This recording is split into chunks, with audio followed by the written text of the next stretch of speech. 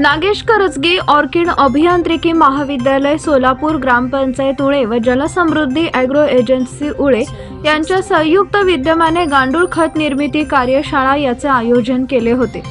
या कार्यशाळेत गांडूळ खत निर्माण करण्याच्या कार्यपद्धती, गांडूळ खत तयार होण्यास लागणारा कालावधी, गांडूळ खताचे फायदे व गांडूळ खताद्वारे उत्पादनात होत असणारी वाढ याबाबत माहिती सांगण्यात आली।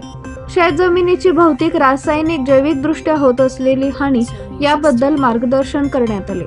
या कार्यक्रमास प्रमुख उपस्थिती ऑर्किड कॉलेजचे प्राचार्य डॉक्टर बी.के. सोनगे, विभाग प्रमुख doctor SB. More, doctor Shrikant Jahagirdar व ऑर्किडचे विद्यार्थी, उळेगावचे सरपंच अंबिकाताई कोळी, उपसरपंच नेताजी भाऊ खंडागळे, जलसमृद्धीचे दत्तात्रय डांगे, ग्रामपंचायत सदस्य व ग्रामस्थ मोठ्या संख्येने उपस्थित होते।